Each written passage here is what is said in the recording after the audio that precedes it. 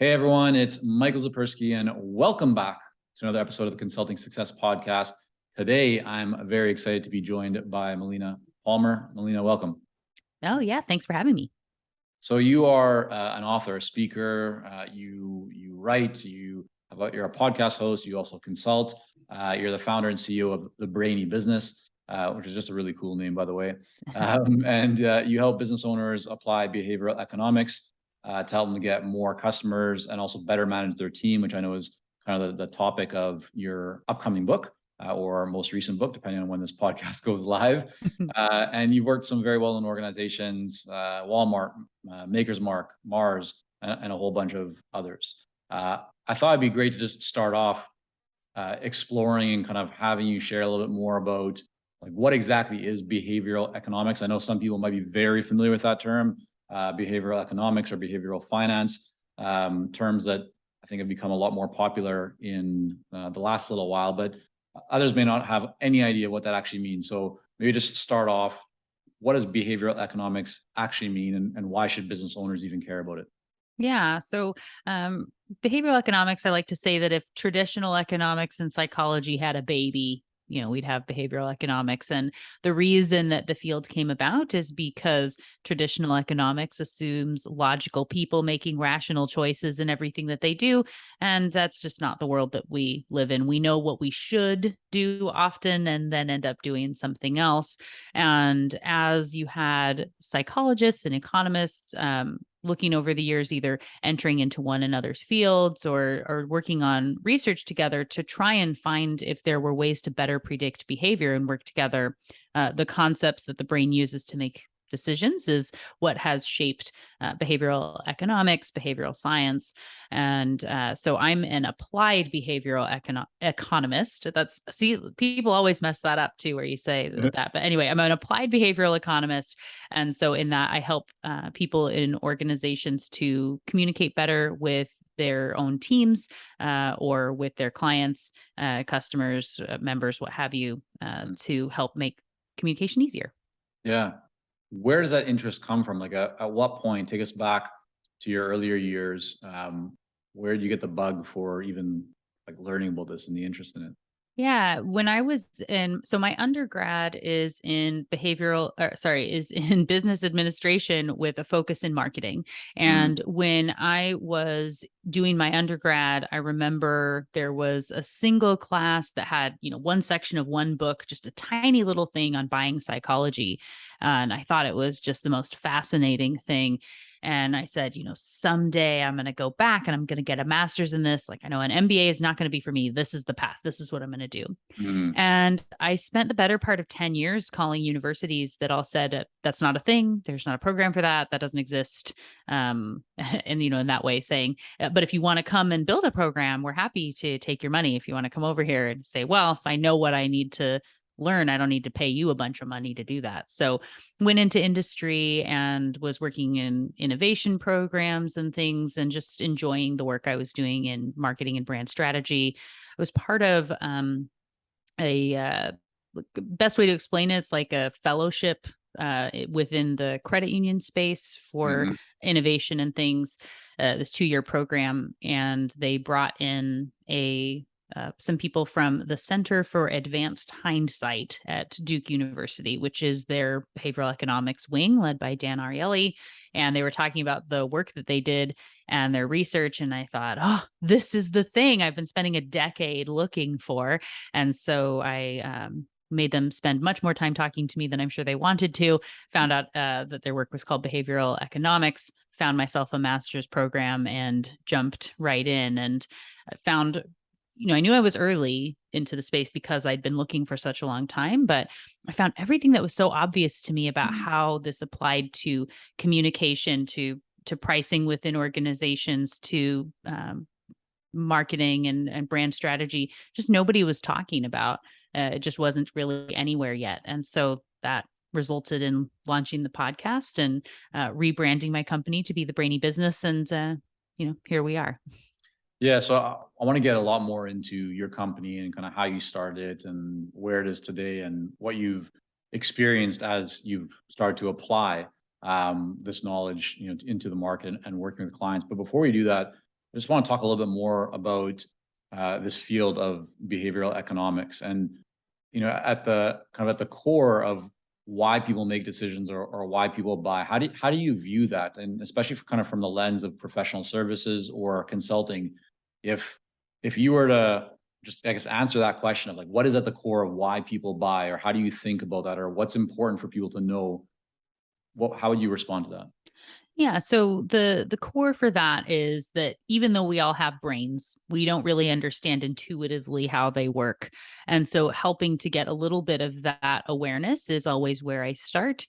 And so if you listener, as you're here saying, if I ask you how many decisions you make per day, average day, how many decisions do you make? And you come up with whatever you think the answer is to that. Maybe it's 25 or 100, or maybe you're going Yeah. to go crazy and say it's 5,000 decisions, right? Research actually shows that the average person makes 35,000 decisions every single day that are remotely conscious. So that's not like a breathe in, breathe out thing. And so with that, the vast majority can't be done on that conscious, really thoughtful processing level.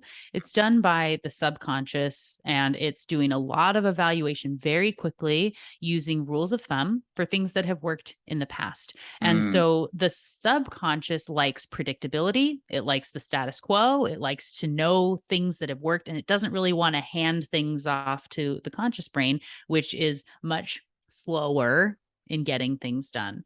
right. And so kind of when we think about doing stuff in our businesses, creating a new program or a new advertising campaign we're going to do, whatever it is, this pitch email we're going to send, when we sit down and think, okay, I'm going to make this up. People should want this. They should know that. That's your conscious brain, and you're thinking you're communicating to other conscious brains.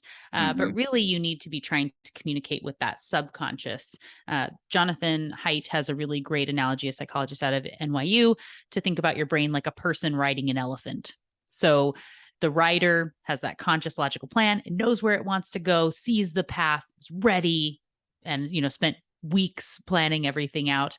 But if the elephant wants to run in a different direction, it wants to sit down, and it's not motivated to go anywhere, you can't logic it into going where you want. It doesn't speak the same language. You can't push or pull that 6-ton behemoth.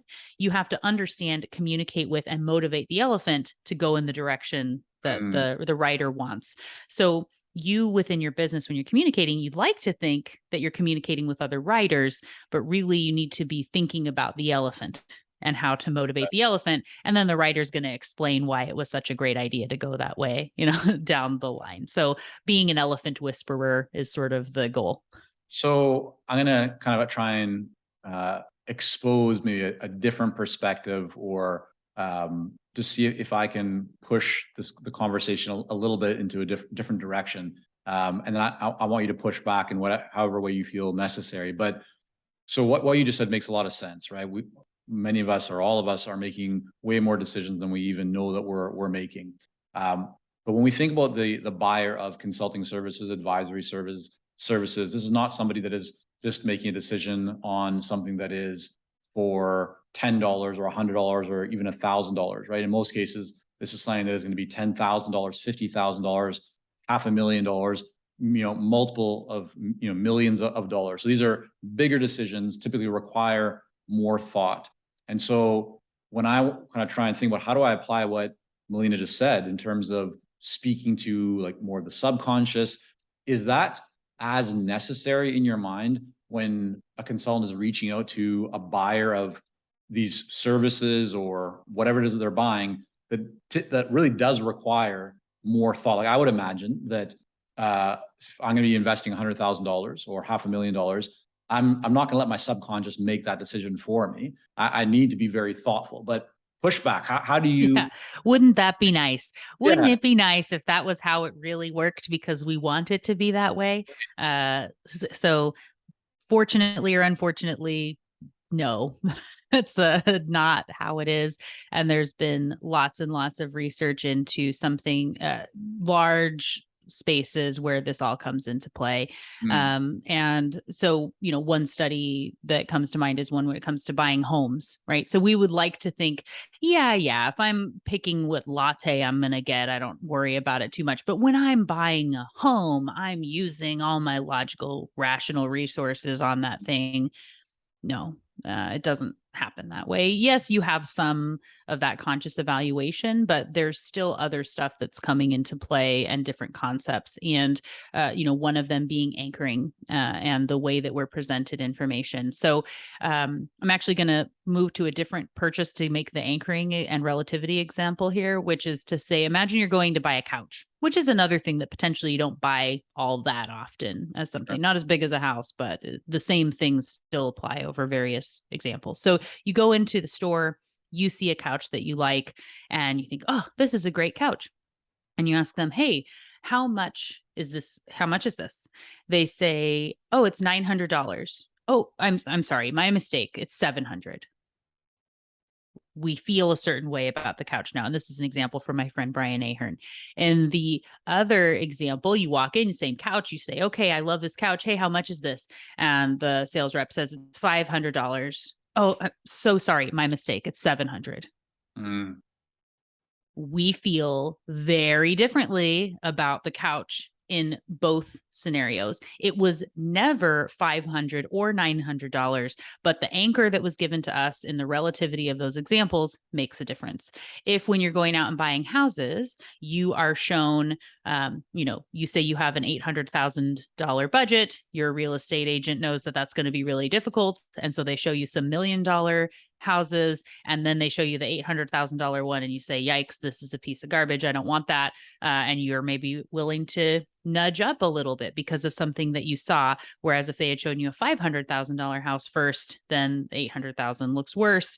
All sorts of things. Also, we're very triggered by social proof because we are a herding species, even with multi-million-dollar decisions and the way that we're selling ideas or concepts within organizations. You still have humans with brains making choices, and they are influenced by what other people have done before them, what they've always done, and a love of the status quo, because again, that's how our brain makes decisions. So you could have, I've had students and clients, but like from, Google and whatever, where they're saying, I'm selling these big things, Sure. and then but it's surely not coming down to this one thing. But you could have an entire team that's bought in. Everybody gets it. They've all signed off. And then there's one user way down the line who's the super user of whatever the thing is that says, I don't like, and I'm not going to do that thing because, and they're rooted in their status quo and endowment effect of the thing they really love and have used before. And if they nix the idea, it's just out for everybody. Right. So it would be great if that wasn't the way that worked, but no, I'm really glad that you're giving these examples, because I'm sure there's some people who would be listening to what you said originally and thinking, well, maybe that doesn't apply as much to bigger decisions or a buyer of consulting services. But we can clearly see, and I think we'll illustrate further through our conversation, how so much of this applies to everything in our lives, whether in the personal side or the business side, and certainly to the world of consulting. So what I'd like to maybe just do next, Molina, would be to go through a few of the key concepts that I know you're very familiar with and that you talk a lot about, in your first book. And you could just maybe define, like, what is the concept, what does it mean, and then maybe if there's an example or a story that you want to attach to each one, and you can try and gear as much as possible in a way to be really valuable for a consultant. That would be wonderful. Does that sound okay? for sure. Yeah. Well, I already gave a couple in Yes, you did. anchoring So and I'll start with framing, actually. yeah, perfect.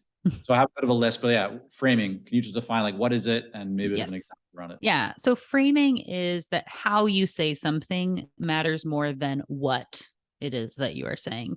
My favorite example for this one is to imagine that you need to pick up some ground beef. Maybe you're making spaghetti tonight. You go to the store.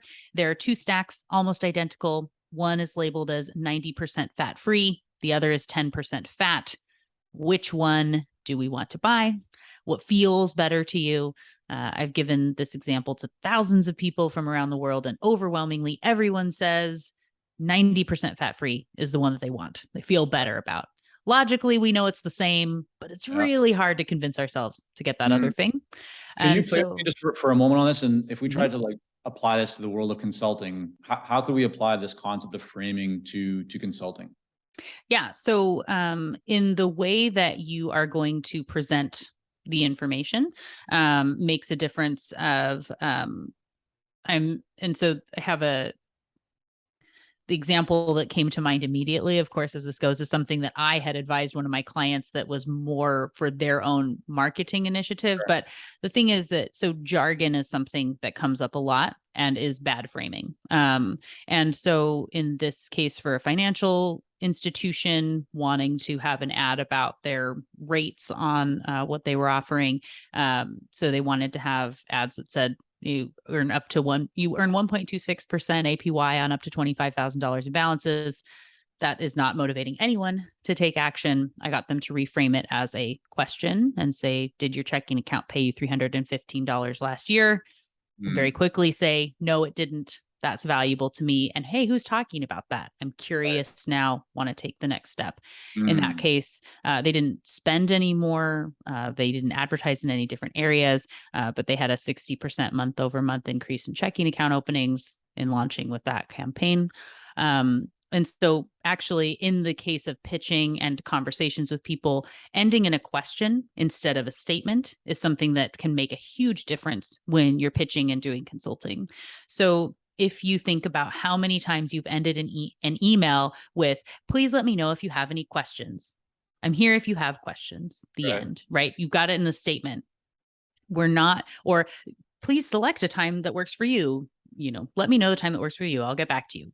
Ending in statements doesn't motivate us to do anything. It's really easy to just kind of set that aside for later. Whereas when there's a question that is asked, we feel more motivated to take our next step, to do something with that. So if you present all the information and say, did I miss anything? Is this everything you were expecting to see? And then someone feels like they want or need to respond. If you lay out some options for a time to meet and say, which of these works best for you? Is one of these a good option for you? Or do you want to look at something else? And people can say, Tuesday doesn't work, but I could do that same time on Thursday, right? So ending in a question is a very simple frame that can help you be more successful. Yeah, I mean, the other point that I'm taking from what you mentioned that I really want to just kind of highlight is how every single one of us communicates information to clients, our perspectives, our recommendations, whatever it might be, our observations even.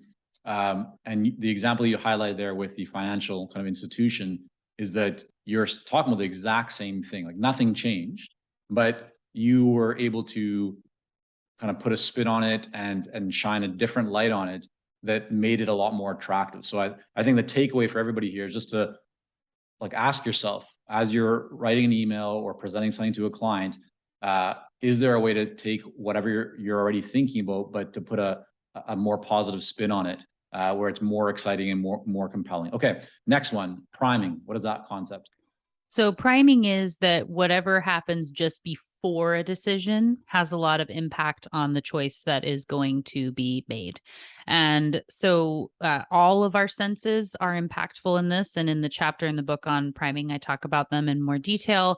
But some that you might not think about can be very impactful, being, as an example of a gas station that wanted to be selling more coffee. You want people to come in and buy a cup of coffee, and you could put a bunch of ads up, right? You can have information about some sale you're running or whatever it is, and they may or may not have an impact.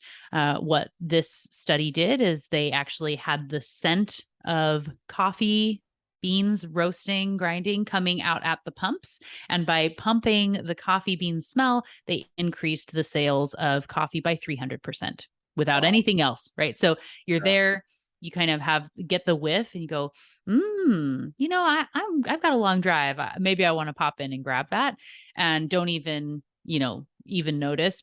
And for people who don't drink coffee, it doesn't do anything. Someone who's not wanting to buy it, you don't have to. That's in behavioral science. We work in nudges. So you're not forcing anyone to do anything, but just a little something to maybe appeal to the brain differently. So that's an example of a prime. In the case of consulting, a thing that I see a lot, I do a lot of work in pricing strategy, and confidence is a problem that people have when it comes to pricing and putting your information out there. And especially when we're setting our own prices and it's not something we would pay for because we're the expert in, it can feel very uncomfortable. And especially, maybe you recently raised your prices and you go out to somebody and you say, okay, so, here's it's going to be $5,000. I know that sounds like a lot, and so if you maybe aren't ready for that, I totally get it, and I could do this grandfathered in pricing because of I just switched to it, and I know it can be difficult. I have payment plans, and there are other options. On and on, way longer than I've stopped myself here. But you've been through that pitch either as a pitcher or a pitchee, and hearing that information, I might have had a $5,000 budget and thought that was a good price, but the way you're talking about it, you go, ugh, like something feels off. You've primed me to think that it's expensive, that this isn't something I'm going to want, that I don't want to move forward.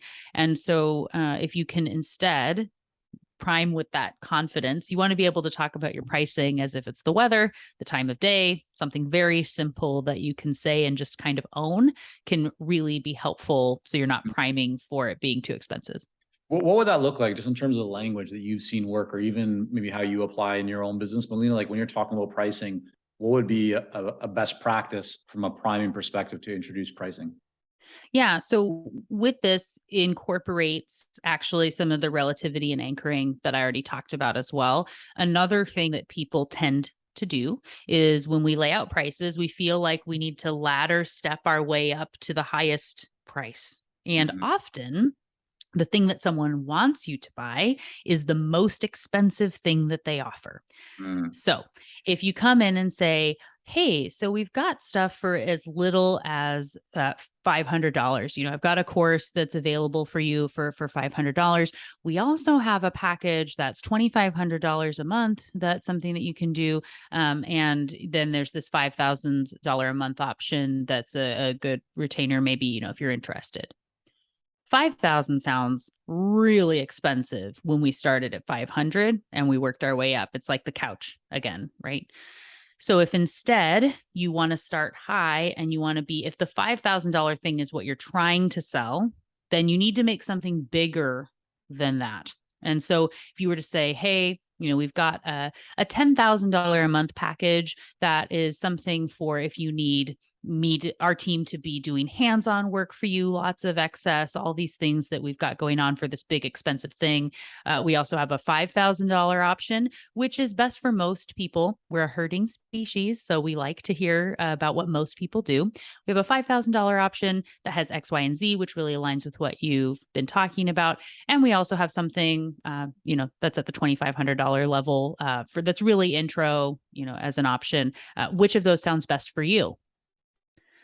5,000 feels much more reasonable because we started at 10, more likely to get that on the way down. We talked about our herding and social proof. We've primed and anchored with that other. We framed with our question, lots of tips Yeah. along the way. Yeah, no, that kind of three options strategy is one that we talk a lot with our clients about and kind of help them around to develop. But I think what you mentioned, it's like if you know that the number one thing you really want to offer or sell like is that $5,000 package, creating the 10 people get stuck on, well, like I don't even know what to offer for 10,000, or again, these numbers could be 100,000 or a million. What doesn't matter, but the idea is that like the research shows the majority of people will not buy your 10,000 or whatever the highest level package, but it's that kind of that anchoring, right, that brings you down, and then all of a sudden the 5,000 seems so much more reasonable. So Right. that's, I think the way you laid that out is really good. Okay, let's do one more and then we'll move on. A loss aversion. Because I think this could be very interesting, especially for consultants and decision makers. So just explain, what is loss aversion, and from a kind of buyer's perspective and consulting perspective, what would that look like? So humans, believe it or not, and probably not that surprising, we don't like to lose or give up things. And so the problem, though, is that we as a society have really set up this kind of gain riddled experience in this, people like things, we should give them more things. But if you're never at an opportunity where you might lose something, it's less motivating to take an action.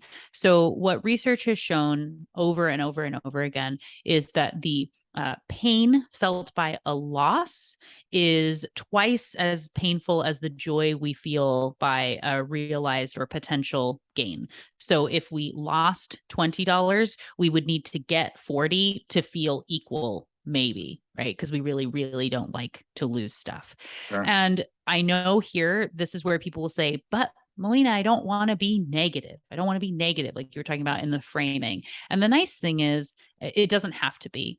And there is actually some value in it, even though your writer, conscious writer, thinks you don't want the negative space. The elephant may be motivated by it. But our brains take ownership over things far before we realize it. And our senses come into play here a lot as well. So especially if you can, touch something, or you get to really experience, you have someone imagine what it would be like if this, we are triggering an endowment effect that makes it so we don't want to lose whatever it is that's being presented here.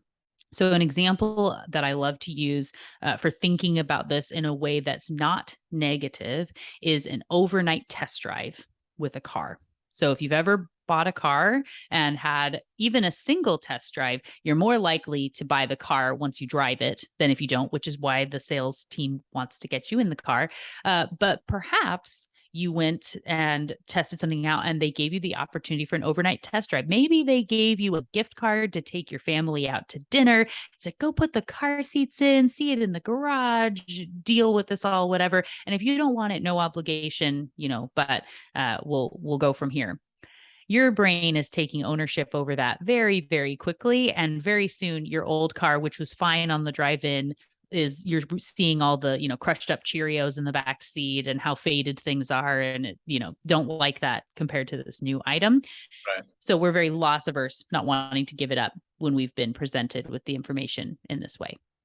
Do you think, so let's take the example of a consultant who is talking to a buyer, and the consultant gives the buyer just a lot of valuable information without any charge. So it's just free. They're spending some time. They're sharing insights, perspectives, ideas, opportunities.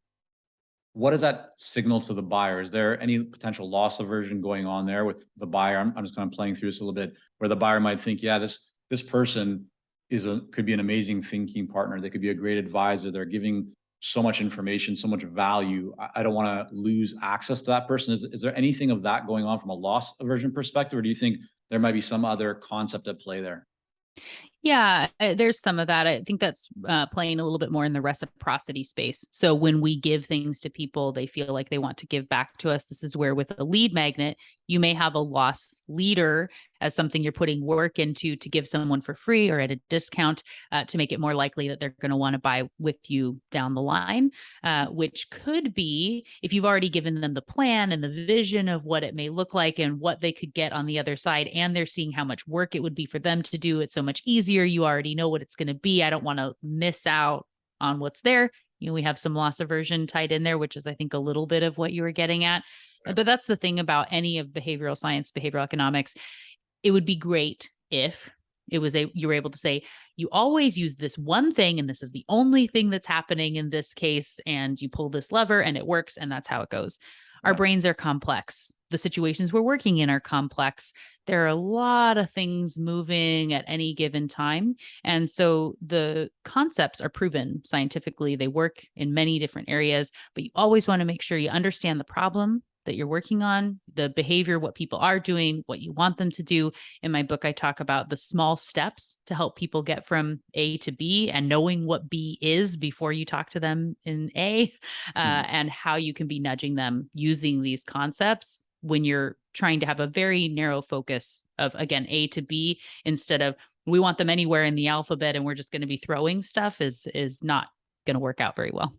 Got it. Makes sense. So Molina, I got to say, I'm just looking at our time right now, and there's so much more that we could go into around behavioral economics, and we haven't even really touched on all the details of your business. So I think what we're going to need to do is really just encourage people to go to your website, learn more, see what you have going on. But before we wrap up, I want to go over ask you a couple of additional questions. So the first is, when you kind of look at your day-to-day and what you feel contributes most to your success, to your performance, to your focus, to your energy, are there any habits that you have that just are part of your day-to-day that you feel are really like critical to the performance and, again, focus and success that you've created in your business? Yeah. So I would say being in a habit of generosity and looking to others first in a give first sort of space, using that reciprocity tactic is something for me where, even, the podcast has over 220 episodes of free content that I spend many, many hours a week producing and putting out in there.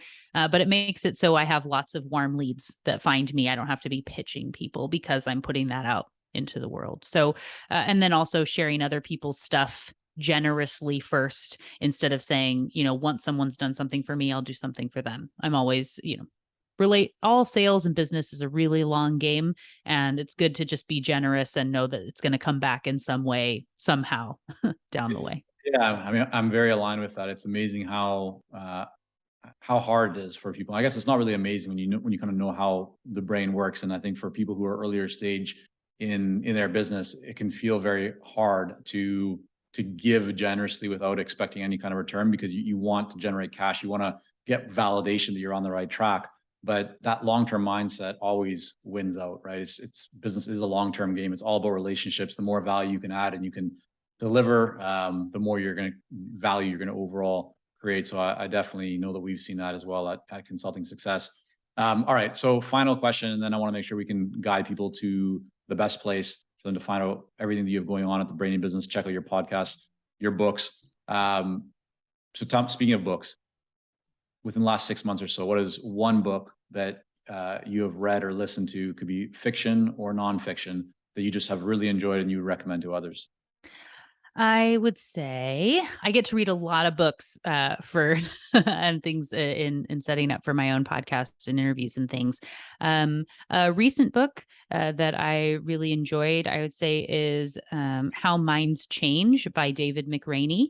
He Mm. also wrote You Are Not So Smart and has a podcast by the same name. He's fantastic. He also wrote a book called You Are Now Less Dumb, which I think is a great title on that too. But in How Minds Change, he's investigating just that, and he talks to people that have been in cults and people that are getting people to change opinions that have been very strongly rooted, and figuring out some of the science behind it. So How Minds Change by David McRaney, and I've had him on the podcast talking about too. Just really, really great book.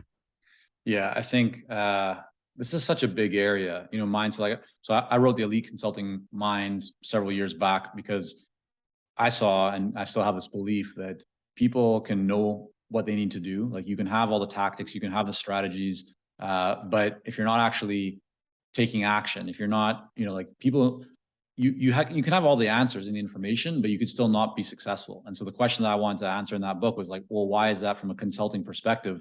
And the real idea, and the reason it's called the Elite Consulting Mind, is because it's mindset, right? And how you think about things. And that's why I really want to encourage everyone to make sure that they check out, Molina, like the work that you do, as well as your podcast, and also the book that you mentioned, as well as just other books on the topics of psychology or behavioral economics or all this stuff. When you better understand how people think and how people make decisions, you're going to be able to apply so much of that to your marketing, to your pricing, to your promotions, or really anything that you do and how you engage with people. So this is such an important aspect of business that I know people often focus on just sales or just marketing or social media, but not enough time, I think, is actually spent trying to understand how the mind works. And when you understand that, not only I think will you understand more about yourself, but the relationships that you have with different people and the relationships that you want to have with your ideal clients and dream clients. So Molina, with that, where should people go? Where can they learn more about your podcast? You have, at the time of us recording this, a new book coming out very soon. And I'm sure you'll have a lot more information about that on your website. So where should they go to learn more? Yeah, thank you for all of that. And I definitely agree with all of what you're saying. It's very much in sync with with my thoughts. So thebrainybusiness.com has information on my podcast, consulting, speaking, my books. So what your customer wants and can't tell you has been out for some time now, which is a little bit more of what we were talking about. The new book is What Your Employees Need and Can't Tell You, which I think is going to be out by the time the episode comes out. But for everyone who's listening, if you go to thebrainybusiness.com/consulting success, if you've been listening here and you think you're on the fence, excited to learn a little more, you can get a first chapter of either or both of those books for free. So you can read a little, see if it's a fit, and using that reciprocity we were talking about here, right? And if you want to jump in and check out and learn more. Cool. Well, we will link that up as well in the show notes. Melina, thanks so much for coming on. I really enjoyed our conversation, and I was swept away a bit just exploring these concepts with you that we didn't get into some of the other stuff that that I had planned, but we'll may look to continue our conversation on that soon. Yeah, sounds great. Thanks for having me.